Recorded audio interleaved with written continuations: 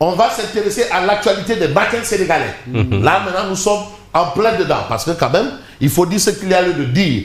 Nouvelle demande de liberté provisoire. Ça, c'est l'actualité autour de Farba Ngom. On nous a expliqué. Premier avis médical, il ne va pas bien, il est malade, il est mourant. Deuxième avis médical, il est au bord de la tombe. Je sais de t'interpréter. Il risque la mort en plein sommeil. Qui trahit. Ah oui, quand on vous dit que si ce gars-là dort, il peut ne pas se réveiller, ça veut dire qu'il est au bord de la tombe. Voilà, en tout cas, devant la porte d'un cimetière. Malheureusement, la situation est telle que le juge d'Ignette, mais il transfère Farba au pavillon spécial. Ça, c'est l'actualité. Donc, Farba Ngom n'est plus à Rebeuss, mais au pavillon spécial. De plusieurs soirs. Le pavillon spécial, c'est toute une histoire. Hein? C'est là-bas où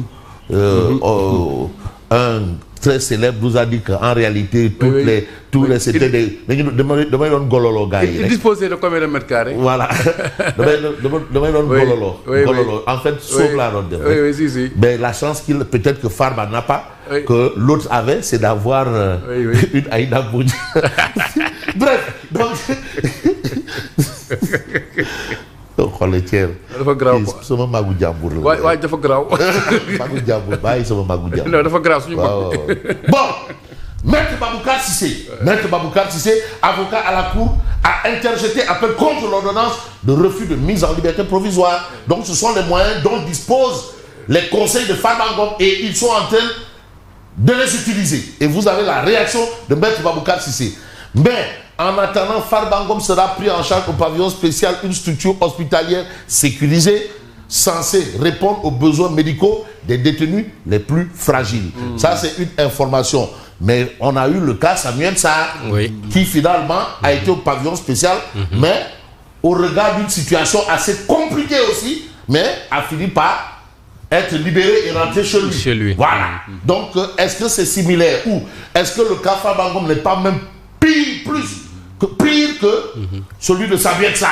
Parce qu'on vous dit que le gars, il est au bord d'une tombe, à côté. C'est ça.